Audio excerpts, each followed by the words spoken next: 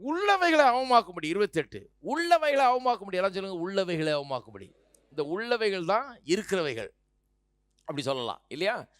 உள்ளவைகளை அவமாக்கும்படி உலகத்தின் இழிவானவைகளையும் அற்பமாய் எண்ணப்பட்டவைகளையும், இப்போ கவனிங்க, இல்லாதவைகளையும் தேவன் தெரிந்து கொண்டார். நான் இப்படி வாசிக்கிறேன், நடுவில் வர்றதெல்லாம் கொஞ்சம் விட்டுறேன், ஏன்னா அது நிறைய வார்த்தைங்க வர்றதுனால டக்குன்னு புரிய மாட்டேங்குது. சுருக்கமாக வாசிக்கிறேன், டக்குன்னு புரியும் பாருங்க.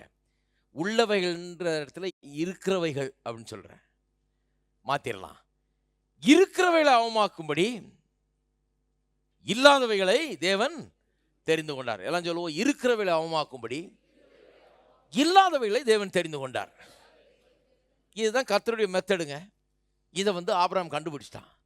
இருக்கிறவளை அவமாக்கும்படி. இருக்கிற நோயை அவமாக்கணும்னா என்ன பண்ணோம்? இல்லாத சுகம் வந்ததுன்னா இருக்கிற நோய் வெளியே போயிடும், அவமாய் விடுகிறது. இருக்கிற குறைவை அவமாக்கணும்னா எப்படி அவமாக்கணும்? இல்லாத ஐஸ்வர்யத்தை கொண்டு வந்தா இருக்கிற தரித்திரம் ஒளிந்து விடும். இப்படிதான் கர்த்தர் பண்றார். இதுதான் கர்த்தருடைய மெத்தட். ஆனா சிலர் சொல்றாங்க, அது என்னையா அது இல்லாத விலை இருக்கிறது போல அழைக்கிறது, பைத்தியகாரத்தனமா இருக்குது. புரியல பாருங்க அவங்களுக்கு. உண்மையா சொல்லணுங்க, இருக்கிறதா சொல்லணும். நான் அந்த டைப்பு. இதெல்லாம் எனக்கு பிடிக்காதாக்கும். உள்ளதென்று அடியேன்னு சொல்றவனாக்கும். இல்லாத இருக்கிறத போல நான் சொல்லக்கூடாது. இது என்ன ஆப்போசிட்டா போதிக்கிறீங்களே அப்படின்றாங்க. சரி, அவர் வீட்டுக்கு கொஞ்சம் போவோம். யார் வீட்டுக்கு? இருக்கிறதா அழைக்கிறேன்றாரா, அவர் வீட்டுக்கு போவோம். எத்தனை பேர் வரீங்க? நிறைய பேர் அதில் இருக்கிறீங்க. உங்கள் வீட்டுக்கு தான் வர்றோம். அவர் வீட்டுக்கு அவர் பின்னாலேயே போனீங்கன்னா, வீட்டுக்கு போகிறாரு. அவருக்கு ஒரு நாய் இருக்குது பாருங்க. அந்த நாய்க்கு சாப்பாடு போடணும். இப்போ அவர் உள்ளே போனோடனே நாயை காணணுன்னொன்னே அவர், ஐயோ நாயை காணுமே, கடவுளே நாய் எங்கே போச்சோ, இந்த நாய் என்ன ஆச்சோ, காலையிலேருந்து பார்க்கவே இல்லை, என்ன ஆச்சோ, இப்படியே சொல்லிட்டு இருந்தாருன்னா என்ன நினைப்பீங்க? இந்த கிறுக்கு மனுஷன் நினைப்பீங்க இல்லையா? நான் என்ன சொல்ல வர்றேன்னா, ஜனங்க எல்லாருமே அவங்க வீட்டுக்கு போய் பார்த்தீங்கன்னா இல்லாத விலை இருக்கிறது தான் அழைக்கிறாங்க.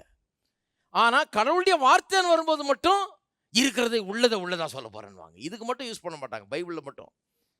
ஆனால் மற்ற நேரம்லாம் இல்லாத இருக்கிறது தான் அழைக்கிறாங்க. நாய் இல்லைன்னு தெரிஞ்சவங்க என்ன பண்ணுறாரு? இந்த நாய் பேர் டாமின்னா டாமி குரல் கொடுக்குறாரு பாருங்க. அவருக்கு தெரியும் அது எங்கேயோ இருக்குது, இங்கே தான் இருக்குது. இல்லைன்றதுனால அது இல்லைன்னு அர்த்தம் இல்லை, அவருக்கு தெரியும் அங்கே இருக்குதுன்னு. டாமி இது இவருடைய நாய். இது எங்கேயோ பின்னால் இருக்கும், முன்னால் இருக்கும், எங்கேயாவது இருக்கும், சுற்றிட்டு இருக்கும். குரல் கொடுத்த உடனே அது என்ன பண்ணுது? அது ஓடி வருது. என்னங்க இல்லாத இருக்கிறத போல அழைக்கிறீங்க? இப்பதானே சொன்னீங்க இருக்கிறத அழைக்கணும். இப்ப மட்டும் இல்லாத இருக்கு. இல்ல பிரதர், அது நாய் இருக்குது. அதை தான் சொல்றேன் நான். வாக்குத்தத்தம் இருக்குது.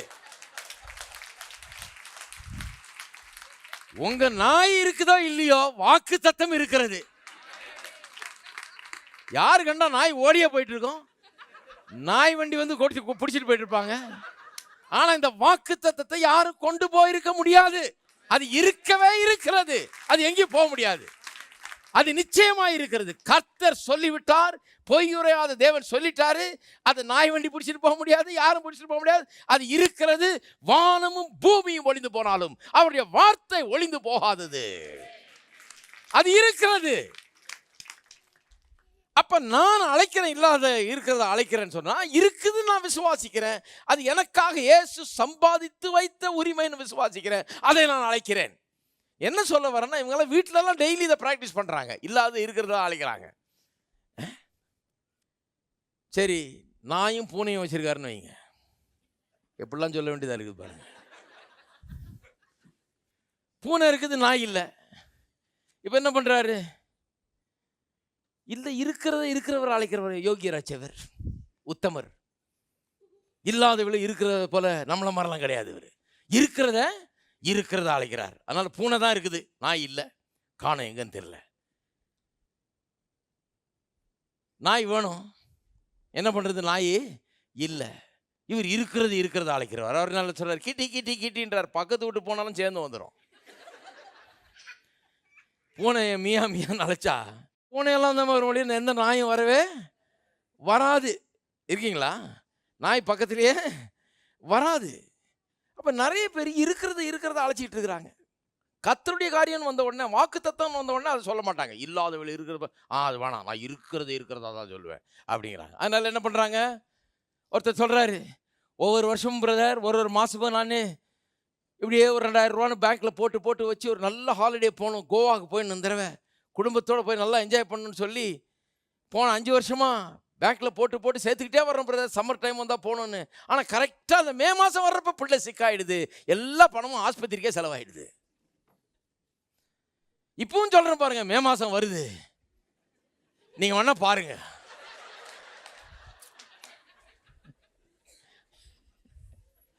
இவருக்கு ஆதங்கம் போகணும் கோவாக்கு, போய் அங்கே நல்லா அனுபவிக்கணும்னு. ஆனால் வாய் தான் சரி பண்ண முடியல. இது கோவா போகவே போகாது இந்த வண்டி. கோவான்னு எழுதி போர்டு போட்டு பார்த்துக்க வேண்டியதுதான், வேற எங்கேயும் போக முடியாது இவர், போயிட்டுலாம் வர முடியாது இவர். ஏன்னா அவர் பேசுறது எப்படி, இப்போ கூட பாருங்க மே மாதம் வந்தோன்னா கரெக்டாக சிக் ஆகுமா இல்லையான்னு பாருங்க. அவர் சொன்ன மாதிரி ஆகும் பாருங்க, அது எல்லாம் ஆஸ்பத்திரிக்கே சரியாக போயிடும் காசு. அவர் சொன்ன மாதிரி அப்படியே ஆகுது, ஏன்னா அவன் சொன்னபடி ஆகும்னு தானே சொல்லியிருக்குது. இவங்கெல்லாம் பெரிய தீர்க்கதரிசிகள் பாருங்க, இவங்க ஏன் தீர்க்கதரிசிட்டு போகிறாங்கன்னு எனக்கு தெரியல. இவ்வளவு பண்ணிட்டு அப்புறம் தீர்க்கதரிசிட்டு போய் லைனில் நிற்பாங்க, பிரதர் ஜெபம் பண்ணி ஏதாவது சொல்லுங்க பிரதர். வேதம் சொல்லுது உங்களை விட பெரிய தீர்க்கதரிசி யாரும் கிடையாது, நீங்கள் தான் பெரிய நீங்கள் தீர்க்கதரிசனம் சொல்லிட்டு இருக்கிறீங்க, நீங்கள் சொன்னது தான் இவ்வளோ நாள் நடந்துகிட்டு இருக்குது. உங்களுடைய வாழ்க்கை இன்றைக்கு உங்களுடைய வாயின் வார்த்தைகளின் ஒட்டுமொத்த பிரதிபலிப்பாக இருக்கிறது. என்ன சொன்னீங்களோ அதான் பார்த்துக்கிட்டு இருக்கிறீங்க, என்ன சொன்னீங்களோ அதான் நடந்துகிட்டு இருக்குது, என்ன சொன்னீங்களோ அதான் அனுபவித்து கொண்டிருக்கிறீர்கள். இருக்கீங்களா? அதுதான் வேத வசனத்தின் சத்தியம். இருக்கிறவளை போல. சரி, அவர் வீட்டுக்கு போவோம். 2 பிள்ளைங்க இருக்காங்க அவருக்கு, ஜானு ஜோ. இவர் போய் பேப்பர் வச்சுட்டு இருக்கிறார், ஜான் அங்கே உட்காந்து டிவி பார்த்துட்டு இருக்கிறான். ஜோவை காணும், ஜோ வேணும் இவருக்கு. இவர் என்ன பண்ணுறாரு, ஜானை கூப்பிட்டு இருக்கிறாரு. ஏன்னா இவர் இருக்கிறத அழைக்கிற உத்தமம் இருக்கிறார். அதனால இல்லாத ஜோவை போய் கூப்பிட்டு பிரயோஜனம் கிடையாது. ஆகவே என்ன பண்ணுறாரு, ஜோ வேணும், அவன் எங்கேயோ இருக்கிறான், அடுத்த ரூமில் இருப்பான், எங்கேயோ கண்ணுக்கு தெரியல அவன் இருக்கிறான். ஆனால் இருக்கிறத போல் அழைக்கிறவராச்சு இவர். அதனால் என்ன பண்ணுறாரு, ஜானு என்ன நினைப்பாங்க, வீட்டில் கிறுக்கு தான் பிடிச்சிருக்குன்னு நினைப்பாங்க. ஜோ வேணும்னா அவன் கேட்பான், என்னப்பா ஜானுன்னு கூப்பிட்றீங்க? இல்லை ஒன்றும் இல்லைப்பா, ஜோ தான் வேணும் எனக்கு, ஆனால் நீ தானே இருக்கிற, அதனால் இல்லாதவளை இருக்கிறது போல் அழைக்க முடியாது. இப்படியே கூப்பிட்டுட்டு இருந்தீங்கன்னா ஒரு சின்ன வேன் ஒன்று வரும்,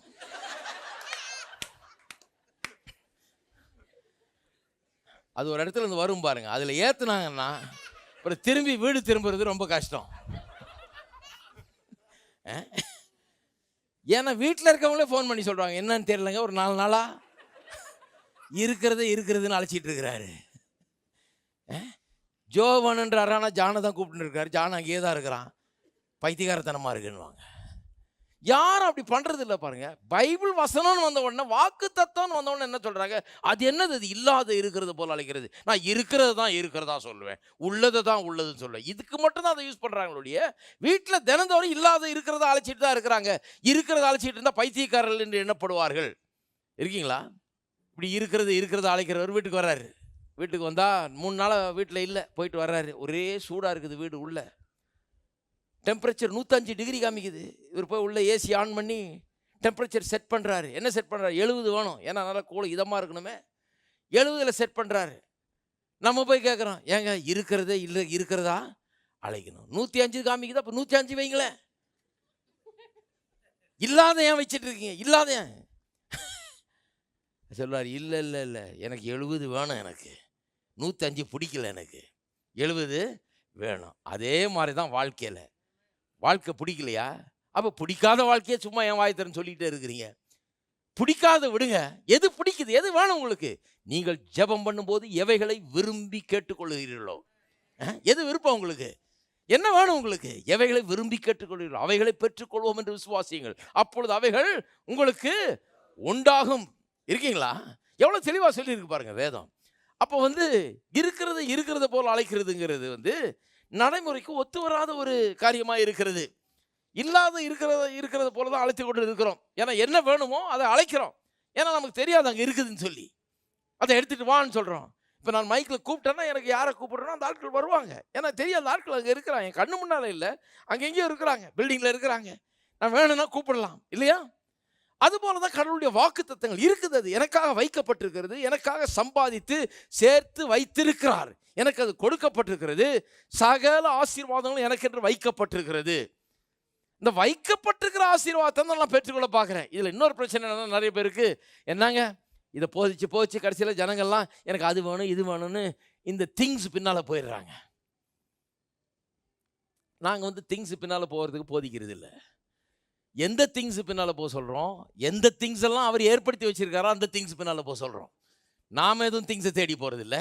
அவர் எங்களுக்கு எவைகளை எல்லாம் ஏற்படுத்தி இருக்கிறாரோ அது பின்னால் போக சொல்கிறோம். அதனால தான் எபிரேயர் 11:1 இப்படி சொல்லுது இங்கிலீஷில், faith is the substance of things. எல்லாம் சொல்லுங்க திங்ஸ் வருதா இல்லையா? Faith is the substance of things hope for and evidence of things not seen. 2 தடவை வந்துருச்சாங்க.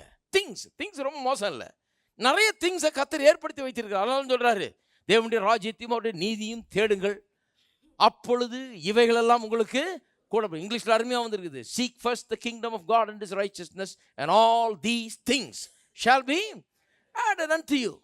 அப்போ சில திங்ஸ் எல்லாம் நமக்கு அவசியம். என்ன திங்ஸ் தேவைன்னு கர்த்தர் ஏற்கனவே தெரிஞ்சு வச்சிருக்கிறாராம், அதையெல்லாம் ஏற்கனவே ஏற்பாடு பண்ணி வச்சிருக்கிறாராம்.